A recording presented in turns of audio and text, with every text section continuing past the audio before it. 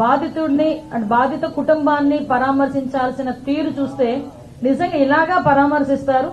That ఒక 5 సంవత్సరాలు 151 సీట్లు ప్రజలు ఇచ్చిన సీఎంగా చేసిన వ్యక్తి, అఫ్ కోర్స్ ఆ రోజు అతను చేసిన అన్యాయాలు అక్రమాలు బట్టి సుమారుగా దగ్గర ఇప్పుడు మళ్ళా 11 సీట్లకు పడిపోయిన వ్యక్తి పరామర్శకి వెళ్ళినప్పుడు కూడా 11 సీట్లు వచ్చినా కూడా బుద్ధి రాకుండా ఆ పరామర్శించిన తీరు చూస్తా ఉంటే నిజంగా చాలా బాధ అనిపించే పరిస్థితి. అదేవిధంగా అతను నైజం కూడా బయటపడిన పరిస్థితి మనందరికీ కనిపిస్తుంది. లాస్ట్ 5 years ఒక స్టేట్ స్పాన్సర్డ్ టెర్రరిజం అని ఎక్కువగా ప్రోత్సహించి ఎప్పుడు చూసినా ఎక్కడ చూసినా దాడులు, హత్యలు, మానభంగాలు, కబ్జాలు ఇలాంటి సిచ్యువేషన్ తోనే 5 సంవత్సరాలు కూడా గడిపేసి ఈ రోజు తిరిగి ఎన్డీఏ గవర్నమెంట్ మీద బురద జల్లే పరిస్థితి కనిపిస్తా ఉంది. ముఖ్యంగా ఒకటి మాత్రం క్లియర్ గా చెప్పాలండి, లాస్ట్ 5 years లో మేము చెప్పామండి, ఐపీసీ సెక్షన్ ప్రకారం అన్నది కాకుండా వైసీపీ సెక్షన్ ప్రకారం అని చెప్పి పోలీసుల చేత కూడా పనిచేయించి పోలీస్ వ్యవస్థని కూడా నిర్వీర్యం చేసేసి ఈ రోజు అదే పోలీసు వ్యవస్థ మీద విరుచుకుపడే పరిస్థితి చూస్తా ఉంటే జగన్మోహన్ రెడ్డి మానసిక పరిస్థితి కూడా మేము జాలిపడాల్సిన సందర్భం. నిన్న టూర్ ప్రోగ్రామ్ లో కూడా ఏదో భద్రతా వైఫల్యాలు వచ్చినాయి, ఏదో ఇష్టానుసారంగా పోలీసులు భద్రత కల్పించలేకపోయారు, గవర్నమెంట్ భద్రత కల్పించలేకపోయిందని నిన్న చాలా మంది బయటకు వచ్చి మాట్లాడిన పరిస్థితి. ఒక జగన్మోహన్ రెడ్డి అన్న వ్యక్తి ఒక పులివెందలకి మాత్రమే ఒక ఎమ్మెల్యే, అతనికి ప్రతిపక్ష హోదా లేదు. అయినప్పటికీ అతను ఒక ఎక్స్ సీఎం అన్న ఒకే ఒక కారణంతో ఆయన టూర్ ప్రోగ్రాం గురించి మాట్లాడినప్పుడు మేము చాలా క్లియర్ గా 1100 మంది అప్రాక్సిమేట్లీ 1100 మంది పోలీస్ బలగాల్ని డిఎస్పీ స్థాయి నుంచి రోప్ పార్టీస్ వరకు అంటే ఏపీఎస్పీ బెటాలియన్స్ వరకు దగ్గర 1100 మంది పోలీసులను పెట్టాం. అంటే మీరు అనుకోవచ్చు ఒక ఎక్స్ సీఎం కి 1100 మంది పోలీసులు ఎందుకండి అని. కానీ అతను వెళ్తున్న ప్రాంతం చాలా సెన్సిటివ్ ప్రాంతం. తను వెళ్తున్న ప్రాంతంలో ఏదైనా గొడవలు జరిగే పరిస్థితి ఉండి లా అండ్ ఆర్డర్ గనక ఇబ్బంది పడితే సామాన్యమైన ప్రజలు ఇబ్బంది పడతారని ఒకే ఒక కారణంతో గౌరవ ముఖ్యమంత్రి గారి ఆదేశాల మేరకు డీసీపీ గారు అందరూ కలిసి సుమారుగా 1100 మందిని అక్కడ డిప్లాయ్ చేశాం. వాళ్ళు డిప్లాయ్ చేయడమే కాదు, ప్రతి ఒక్కరికి కూడా వాళ్ళకి అక్కడ బాడీ ఆన్ కెమెరాస్ గానీ, రోప్ పార్టీస్ గానీ, మళ్ళా పబ్లిక్ అడ్రస్ సిస్టమ్స్ గానీ, డ్రోన్స్ గానీ, ఏరియల్ సర్వేలెన్సెస్ గురించి డ్రోన్స్ గానీ, ఫైర్ టెండర్స్ గానీ, అంబులెన్సెస్ గానీ, గ్యాస్ గన్స్ గానీ ఇవన్నీ కూడా పెట్టుకున్నాం. అంటే సాధారణంగా ఒక వీఐపీ వచ్చినప్పుడు ఎటువంటి ట్రీట్మెంట్ చేసుకుంటామో ఆ ట్రీట్మెంట్ అంతా కూడా ఒక సాధారణ ఒక పులివెందుల ఎమ్మెల్యేకి కూడా కేవలం ఎక్స్ సీఎం అన్న కారణంతో మేము ఇవ్వడం కూడా జరిగింది. ఆ సంగతి కూడా మీరందరూ కూడా గమనించాలి. అదేవిధంగా సుమారుగా 7/4/2025 అంటే నిన్న ఇన్సిడెంట్ కన్నా మొన్న ఎస్పీ గారు చాలా క్లియర్ గా కూర్చుని ఒక మీడియా ద్వారా వాళ్ళని పర్సనల్ గా కూడా వైసీపీ నాయకుల్ని పిలిపించి ప్రాబ్లం ఎదురయ్యేటట్టుంది, ఎక్కువ మందిని మీరు మొబిలైజ్ చేయడం, వాట్సాప్స్ లో కూడా ఇంతమంది రండి అంతమంది రండి, పోలీసులు కనుక మిమ్మల్ని అడ్డుకుంటే నడుచుకొని రండి లేకపోతే పరిగెత్తుకుంటూ రండి అని చెప్పి వాట్సాప్ లో కూడా మెసేజ్లు చాలా మంది వైసీపీ నాయకులు రెచ్చగొట్టే ధోరణిలో అవన్నీ పెట్టారు. వాటి నేపథ్యంలో ఎస్పీ గారు కూడా అది చాలా నేరో రోడ్, పక్కన ఒక చెరువు ఉంది, ఒక పక్క చూస్తే కొన్ని 2-3 విలేజ్లు చాలా సెన్సిటివ్ విలేజెస్ ఉన్నాయి కాబట్టి అక్కడ మీరు వచ్చేటప్పుడు కూడా ఎక్కువ మందిని మొబిలైజ్ చేయడం కానీ, అదేవిధంగా కొంచెం అక్కడ లా అండ్ ఆర్డర్ సిచ్యువేషన్ ని కొంచెం కంట్రోల్ చేయడం కానీ, అక్కడ సెక్యూరిటీ పర్పస్ లో కూడా ఎక్కడా కూడా ఇబ్బంది లేకుండా పరిస్థితి చూసుకోవాలి, సెక్యూరిటీ పరంగా మేము చూసుకుంటాం, బ్యారికేడ్స్ అవి కూడా జాగ్రత్తగా చేసుకోవాల్సిన బాధ్యత మీది అని చెప్పి ఆ వైసీపీ నాయకులకి అందరికీ కూడా చాలా క్లియర్ గా చెప్పారు.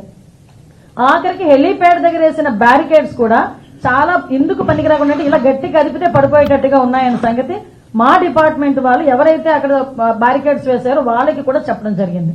అంటే ఇక్కడ ఇవన్నీ ఒకసారి మనం అబ్జర్వ్ చేసుకుంటే డాట్ కనెక్ట్ చేసుకుంటే కావాలని అక్కడ ఒక సీన్ క్రియేట్ చేయడానికి, లా అండ్ ఆర్డర్ విషయంలో అక్కడ గవర్నమెంట్ ఫెయిల్ అయిందని చెప్పడానికి ఒక ముందస్తు ప్రణాళికను ఏర్పాటు చేసుకుని అక్కడ వైసీపీ నాయకులు గాని ఎవరు ఆధ్వర్యంలో చేశారు, ఒక క్రిమినల్ పాలిటిక్స్ లో ఉంటే ఎలాంటి ఆలోచనలతో ముందుకొస్తారో అలాంటి ఆలోచన కలిగిన జగన్మోహన్ రెడ్డి ఆధ్వర్యంలో అక్కడున్న వైసీపీ నాయకులు కూడా యథా రాజా తదా ప్రజ అన్నట్టుగా వాళ్ళు చేసిన పరిస్థితి.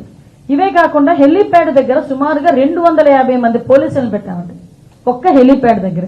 మీరు హెలికాప్టర్ ల్యాండ్ అయిన తర్వాత పోలీసుల్ని కూడా తోసేసి పోలీసుల మీద కూడా దాడి చేసి ఈ రోజుకి కూడా కొంతమంది కానిస్టేబుల్స్ గాయాలు పాలై హాస్పిటల్లో ఉన్నారు.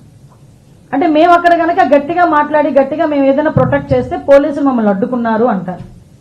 మేము అయినప్పటికీ కూడా ప్రొటెక్ట్ చేయడానికి చూసినా ఒక విఐపీ అక్కడ ఉన్నారు, అక్కడ మీ ఎక్స్ సీఎం ఉన్నారు, అతని ప్రొటెక్షన్ మా బాధ్యత అని మా పోలీసులు ముందుకు వచ్చి 250 మంది పోలీసులు ఓన్లీ ఒక హెలీప్యాడ్ లోనే ఉంటే వాళ్ళని తోసుకుంటూ నెట్టుకుంటూ దాడి చేసి మొత్తం అందరూ కూడా హెలికాప్టర్ దగ్గర చేరుకున్నారు. మీరు ఒకసారి ఆ ఫోటో మీకు అందరికీ షేర్ చేస్తాను. ఒక ఫోటో డ్రోన్ విషయంలో ఒక ఫోటో ఉంది. అసలు హెలికాప్టర్ ల్యాండ్ అయిన తర్వాత ఇంచుమించుగా మినిమం 50 మీటర్ల 100 మీటర్ల వరకు కూడా ఎవరు రాకూడదు, రారు కూడా. ఎందుకంటే వింగ్ పొజిషన్ ఉంటుంది, మళ్ళీ ప్రాబ్లం అవుతుంది, సెక్యూరిటీ పర్పస్ కూడా ఉంటుందని. అంటే వాళ్ళు మాకు వచ్చిన కొంత మరి సమాచారం మేరకు అక్కడికి వెళ్లి వీళ్ళు కూడా హెలికాప్టర్ ని ధ్వంసం చేయడానికి కూడా సిద్ధపడ్డారు. ఎందుకు ఇవన్నీ జరుగుతున్నాయి? తిరిగి అతగాడు హెలికాప్టర్ నుంచి వెనకాతలకి హెలికాప్టర్లో వెళ్ళకూడదు, అతను బై రోడ్ వెళ్ళాలి. దానికి ఏ రకంగా చేయాలని ముందస్తు ప్రణాళిక అంతా చేసుకున్నారు. పైగా ఈరోజు పోలీసుల్ని మీరు తప్పుపడుతున్నారు. అక్కడ పోలీసులు కూడా అక్కడ హెలిప్యాడ్ బ్యారికేడింగ్ దగ్గర కూడా చాలా క్లియర్ గా మేము చెప్పడం జరిగింది.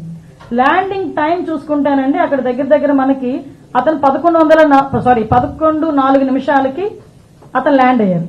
ల్యాండ్ అయిన తర్వాత చాలా క్లియర్ గా అందరూ కూడా లోపలికి వచ్చేసి అతన్ని ఇబ్బంది పెడితే పోలీసులు వాళ్ళందరినీ కూడా తోసుకుంటా విఐపీని తీసుకొచ్చి కారులో ఎక్కించి పంపించడం జరిగింది. పంపించిన తర్వాత వీళ్ళేమన్నారు, ఆ విండ్ షీల్డ్ ఎక్కడో క్రాక్ అయింది, ఒక ఎయిర్ క్రాక్ లా కనిపించింది, అబ్జర్వ్ చేశారు. అబ్జర్వ్ చేసిన తర్వాత అది ఎప్పుడు జరిగిందో తెలియదు, ఎలా జరిగిందో తెలియదు. కానీ వెళ్లేటప్పుడు మేము అందులో హెలికాప్టర్ లో వెళ్ళలేం కాబట్టి మేము బై రోడ్ వెళ్తాము అన్నారు. యాక్చువల్ గా మాకు బై రోడ్ వెళ్తాము అని చెప్పి అఫీషియల్ గా కన్ఫర్మ్ చేసిన టైం చూస్తానండి మీకు అరౌండ్ అంటే మాకు ఇన్ఫర్మేషన్ ఇచ్చిన తర్వాత ప్లస్ హెలికాప్టర్ పైకి వెళ్ళడం 12:42 బై రోడ్ కన్ఫర్మ్ అయింది.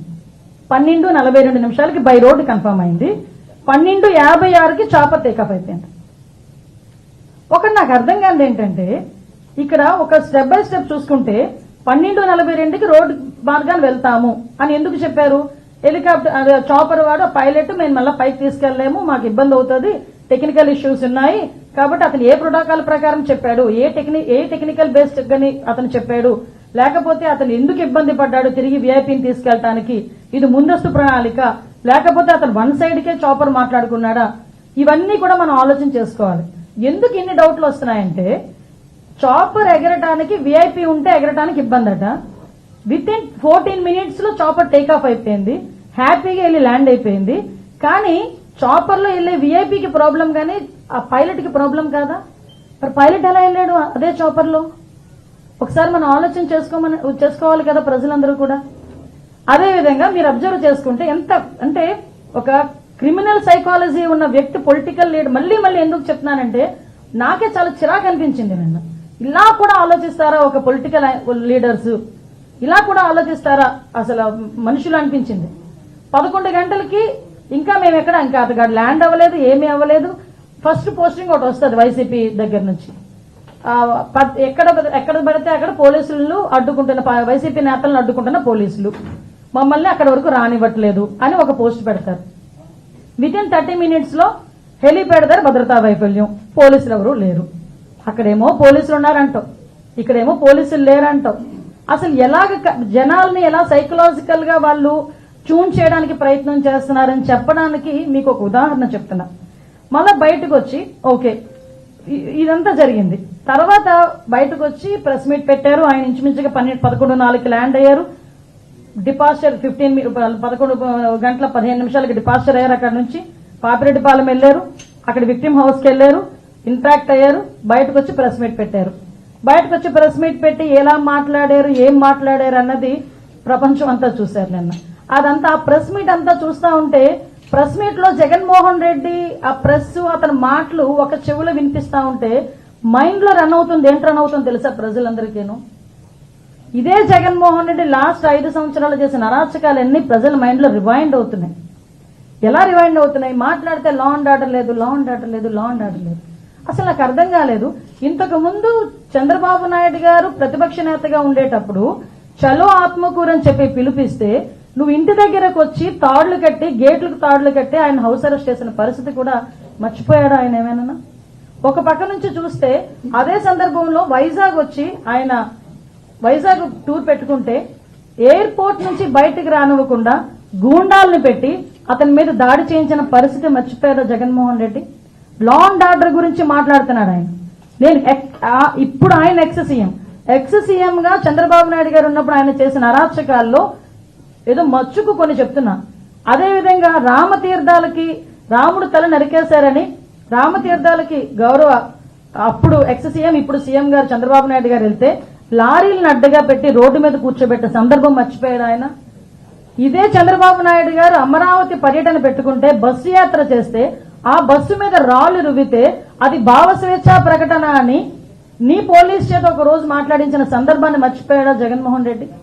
అదేవిధంగా మనం ఆలోచన చేసుకుంటే ఒక పార్టీ ఆఫీస్ మీద దాడి ఏ సందర్భంలో పార్టీ ఆఫీస్ మీద దాడులు జరిగినాయండి ఇన్ని సంవత్సరాలు స్వతంత్రం వచ్చిన తర్వాత?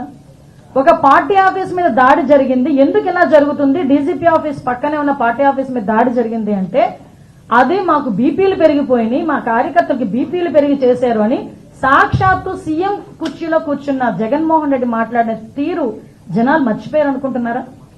అదేవిధంగా మన కస్టోడియల్ టార్చర్ నేను మాట్లాడాడు ఎవడో వీడియో చూసుకొని ఎమ్మెల్యే వీడియోలో చూపిస్తూ పోలీసులు ఇలాగ మమ్మల్ని ఇబ్బంది పెట్టారని మాట్లాడారు. ఆ సంస్కృతికి మాది కాదబ్బా. కస్టోడియల్ టార్చర్ పెట్టి ముసుగులు వేసుకుని కొడుతూ వీడియో కాల్లో చూసి ఆనందపడిన సందర్భాలు మీరు మర్చిపోయారేమో కానీ ప్రజలు ఇంకా మర్చిపోలేం. మేము ఎలాగో మర్చిపోలేం, ప్రజలు కూడా మర్చిపోలేం. లోకేష్ గారి మీద కేవలం ప్రశ్నించినందుకు 23 కేసులు పెట్టిన పరిస్థితి మర్చిపోయారు. ఈ రోజు అద్భుతం ఏంటంటే ఈ రోజు అసెంబ్లీలో ఉన్న ఎమ్మెల్యేల్లో 85 to 90% ఎమ్మెల్యేలు అందరికీ కూడా లాస్ట్ 5 సంవత్సరాల్లో జగన్మోహన్ రెడ్డి గారు పెట్టిన కేసులు 90% ఎమ్మెల్యేల మీద ఉన్నాయి. మరి ఈ రోజు నువ్వు వచ్చి లా అండ్ ఆర్డర్ గురించి మాట్లాడతావు, చంద్రబాబు నాయుడు గారి గురించి మాట్లాడతావు, పవన్ కళ్యాణ్ గారి గురించి మాట్లాడతావు. పవన్ కళ్యాణ్ అక్కడ సీఎం మీద కేసులున్నాయి, డిప్యూటీ సీఎం మీద కేసులున్నాయి. సీఎం రోడ్డు ఇప్పుడున్న సీఎం గారిని రోడ్డు మీద నిలబెట్టావు, డిప్యూటీ సీఎం గారిని రోడ్డు మీద పడుకోబెట్టావు. ఇప్పుడున్న స్పీకర్ గారి మీద కేసులున్నాయి, డిప్యూటీ స్పీకర్ గారికి కస్టోడియల్ టార్చర్స్ ఉన్నాయి, హోమ్ మినిస్టర్ నా మీద 23 కేసులున్నాయి. అలాంటిది చూసుకుంటే మొత్తం అందరు మినిస్టర్స్ మీద అందరు ఎమ్మెల్యేస్ మీద సుమారు 90% ఎమ్మెల్యేస్ మీద కేసులు ఉన్నాయి. అయ్యో హత్యల కేసులో, కబ్జాల కేసులో, దొంగతనాల కేసులు, ఆ కేసులు ఈ కేసులు కాదండి, కేవలం ప్రశ్నించినందుకు మా మీద పెట్టిన కేసులు ఇవన్నీ. నువ్వు ఈ రోజు వచ్చి మాట్లాడుతున్నావు. ఈ రోజు మేము ఎంత ట్రాన్స్పరెన్సీగా పనిచేస్తున్నామంటే జగన్మోహన్ రెడ్డి నేను పలానా ఓకే సవాల్ వస్తేనే బెంగళూరు నుంచి వస్తావు,